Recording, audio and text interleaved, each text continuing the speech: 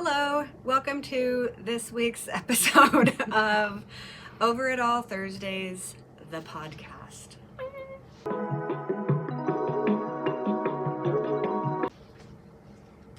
Good, everybody. I guess I'll start since I started us. Atta girl. Okay. This one might ruffle some feathers. Ooh. Exactly. I am over Costco and Sam's Club and Winco and every other store putting out their Christmas decor and Christmas candy before we've even had Halloween. And I'll tell you why. Because first of all, I feel like we need to be scary and then be grateful before we get there. Also, I feel like it distracts and takes some of the I don't know, you get used to it too quick when it's in the stores for 3 months. Come on, save the joy. Save the joy, save the sparkle. Yeah, so it's the same idea. The anticipation builds because we know Santa Claus is going to come visit and bring us all these presents and do all this stuff. But if it was oh, hey, Santa Claus is here starting in October, is just going to pop in all the time and say, hey, that's not as cool. So I just feel like all of the marketing needs to get it together and wait until Black Friday or maybe the middle of November, because I know people want to shop and stuff, but come on, that's a good idea. let us enjoy the fall thing instead of having to start thinking about Christmas basically in September. Yeah, It's too much. I get it. Halloween's my favorite holiday too, so And it we goes don't away too fast. we don't want it to be we don't want it to be overran by Christmas. Plus, let's not forget the reason for the season. Right, Santa. I'm just kidding. But I will say my sister-in-law puts up her Christmas tree and all the Christmas decor November 1st. And it is controversial in my family text thread that she does that. But I'm decorate your house however you want. But come on, commercialism. Why do we have to buy all the things and sell all the things so early? Give us a minute. I think it's appropriate to listen to Christmas music on Thanksgiving Day. I agree. But anytime before then, it's That was our rule. Let us be grateful. Our family rule was no Christmas till after Thanksgiving or until Thanksgiving Day. Then we could pull out all the crap and get everything ready and do the thing. Yeah. I feel like I have the memories of the first time we could turn on Christmas music was while we were cooking Thanksgiving dinner, and that was kind of magical because then all families together, you start to get the vibe. It's fun, it's all that zhuzh. But it's before that, it's not ready. I'm over it. And now with climate change, we have 70-degree Thanksgivings, and I know it's not really. We're not over the river and through the woods. No. I remember growing up wearing my freaking snowsuit to go trick-or-treating because there's snow on the ground and freezing cold. And then I was but then nobody can see my costume. Yeah, but now get it's pissed off your mom makes you put on your jacket. Yes. I have a picture of me in a Little Mermaid outfit, so pissed off I had to wear a jacket. Yeah, see? My eyelashes flinging off. I'll find the picture. I'll put it on screen. Oh my god, I want to see that so bad. I don't know if I've ever been pissed off to have to wear a jacket. You'd be give me 3. I just incorporate it into the course. I'd be more pissed off I had to wear a costume. You'd be pissed you had to leave the house. That's You'd be let them come to me and just bring me the candy. Accurate. That is accurate. Okay, that's what I'm over. Okay. Oh, here she goes. And whoa! There it is, folks. Okay. Mine is also kind of holiday related since this will come out December 8th, 11th? I think. 8th or 11th, I don't remember for Early sure. December. Early December-ish, and I wanted to say that I am over families' expectations that I put in place for people. And Here we go. elaborating, And by that, we mean I feel like there's a lot of pressure your to be goddamn the same. expectations. We kind of talked about this, it'll probably be a couple episodes ago. Families. Expectations. Yes, set expectations for people that usually are younger than them to be a certain way. And I've kind of been put in that position. And I'm over it. I get it. I was supposed to be a violinist lawyer that never... Violinist? Yeah, I don't know why. My dad liked the violin. Which is weird because my parents never pressured me to do anything, but like, that was a thing. Well, they did make you go to finishing school. That is and true. learn to always have the pinky up. That is a natural etiquette. But yes, I get it. I don't think I turned out as planned. Does anybody ever? No. But also, what does that have to do with the holidays? Well, it's the time of year where your families get together. Oh, yeah. And you're ask just a all big the annoying disappointment. questions like, Yeah. so when are you getting married?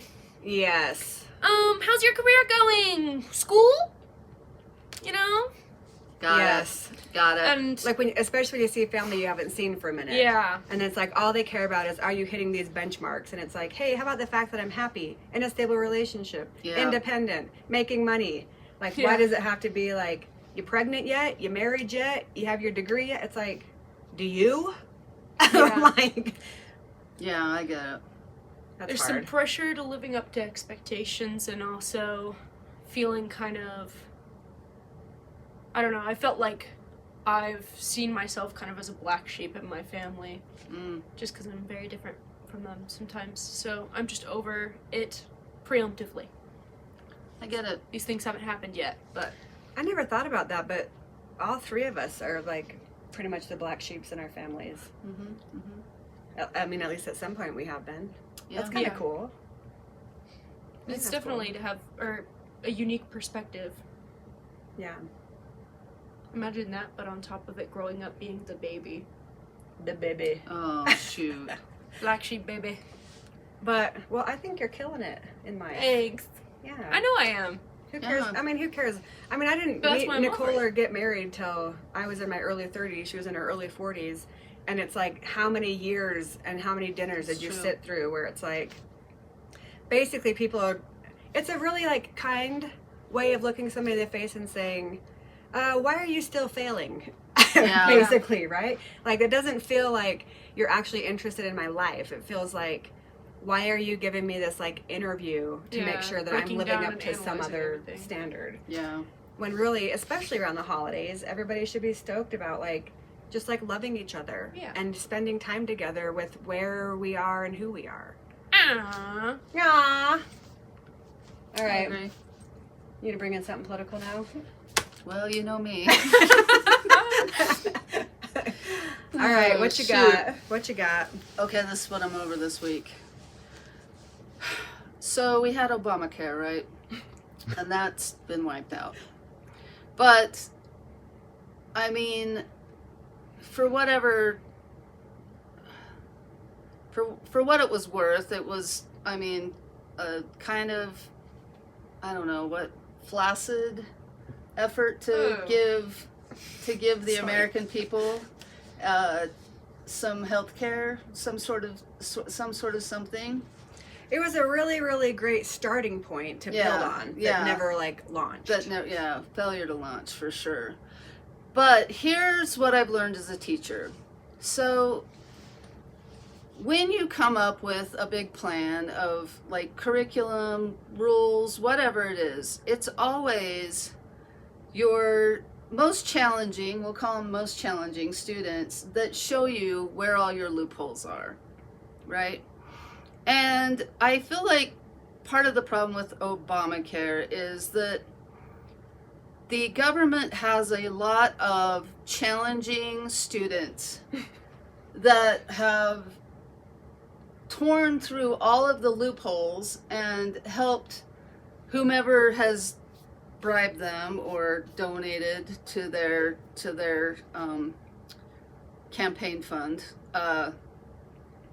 had shown them the loopholes, meaning hospitals, insurance companies, pharmaceuticals, all of those places have been shown the loopholes and have taken great advantage of them, which instead of just closing the loopholes made Obamacare even more flaccid, if it could get more flaccid, right?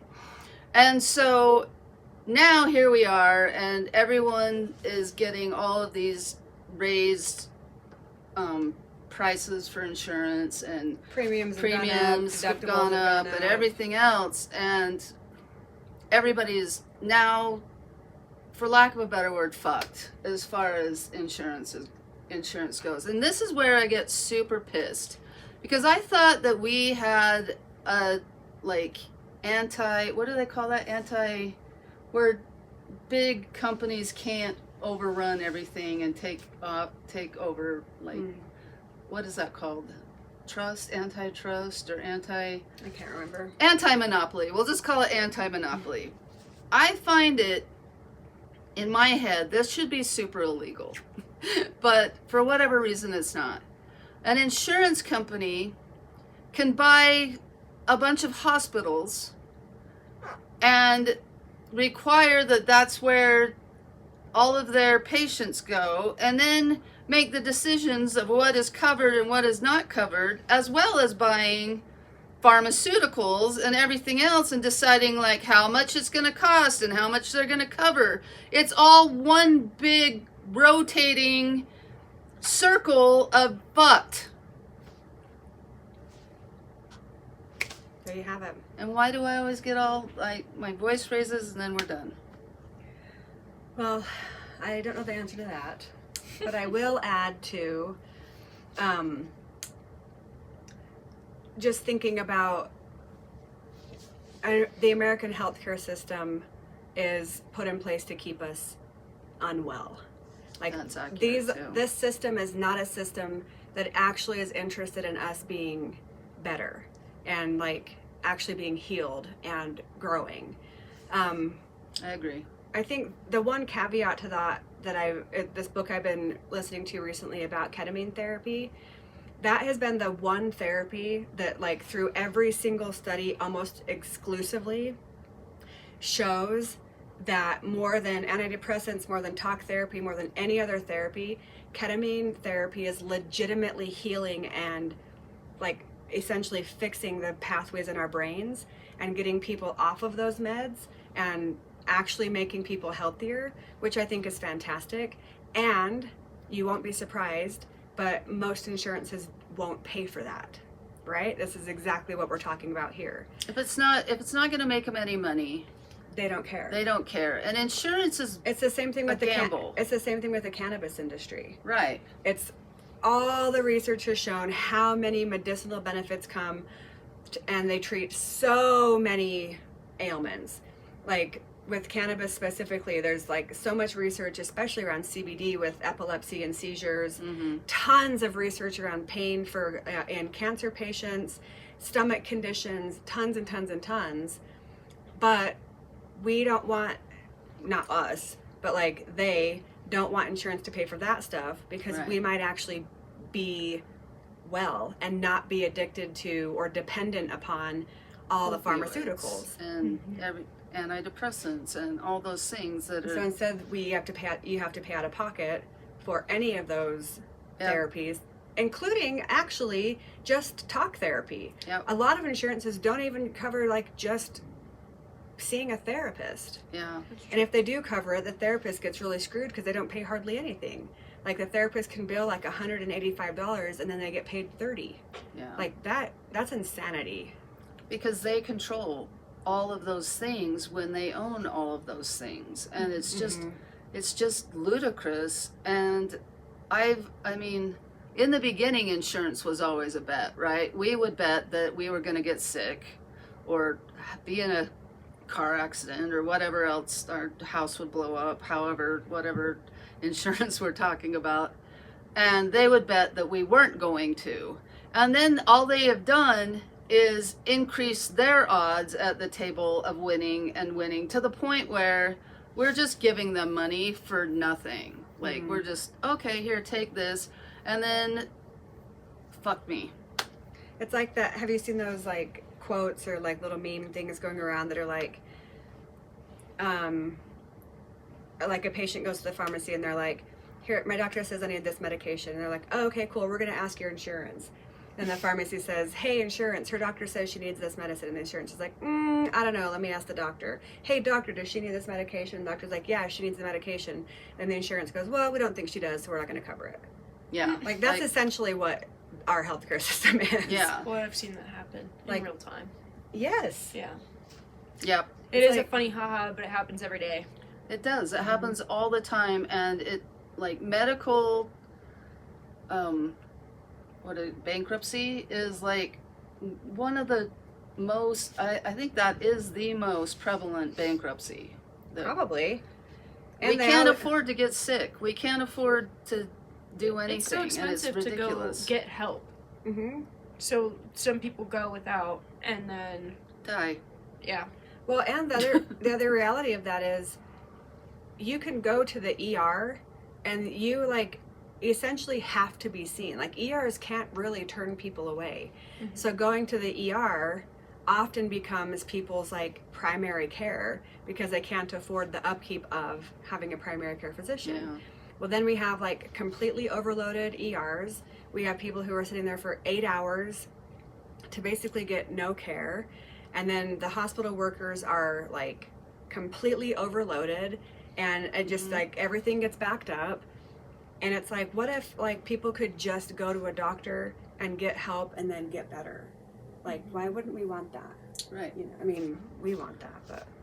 And going back to something you talked about earlier, like we need to connect our head to our body. Like it just needs to be health insurance for anything. Mental health, dental health, Eyeball health, ear health. Like, what the hell are we doing? Who decided to disconnect our head from the rest of our body? Yeah. It's all health. Especially period. when your head literally controls everything else. Right. That's what I'm over. All right, well, don't put your Christmas decorations up too early. Have reasonable expectations for your families. And what the hell is up with our healthcare system? Yeah. There you go. Right. In a nutshell. In a nutshell.